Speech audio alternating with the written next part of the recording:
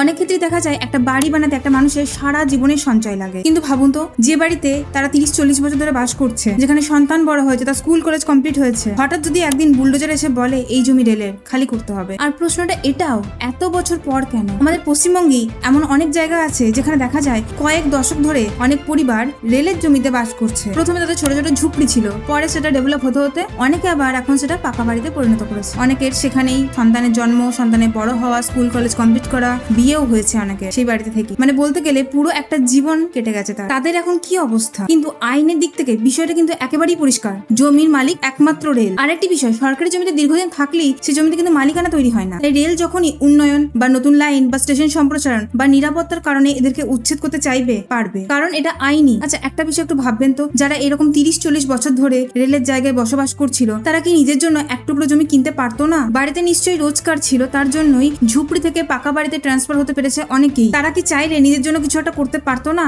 নাকি এটা না করার ইচ্ছা ছিল? কিন্তু এখানেও একটা প্রশ্ন আছে, দখল যদি অবৈধ হয়েই থাকে তাহলে এতদিন ধরে সেটা চলতে দেওয়া হলো কেন? যখন বিদ্যুৎ সংযোগ হলো, রাস্তা হলো, রেশন কার্ড হলো, ভোটার কার্ড হলো, তখন কেউ প্রশ্ন তুললো না কেন?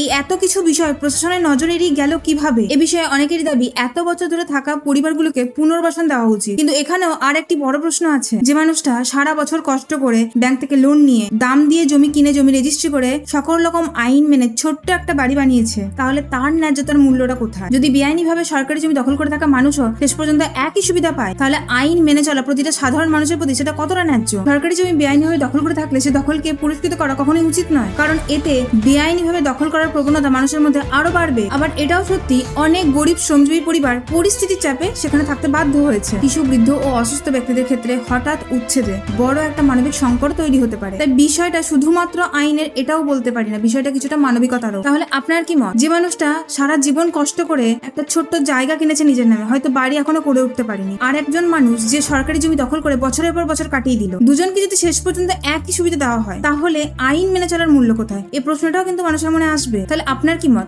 সরকারি জায়গায় যারা এতদিন ধরে বাস করছেন তাদের কি পুনর্বাসন দেওয়া উচিত? আর যদি পুনর্বাসন দেওয়া হয়, তাহলে যারা নিজেদের কষ্টের টাকা খরচ করে নিজের জন্য একটু জায়গা বা একটা ছোট্ট বাড়ি করেছে, তাদের ন্যায্যতার মূল্য কোথায়? অবশ্যই মতামত জানাবেন কমেন্টে। ভিডিওটি ভালো লেগে থাকলে একটি লাইক, শেয়ার এবং কমেন্ট করবেন। Thank you.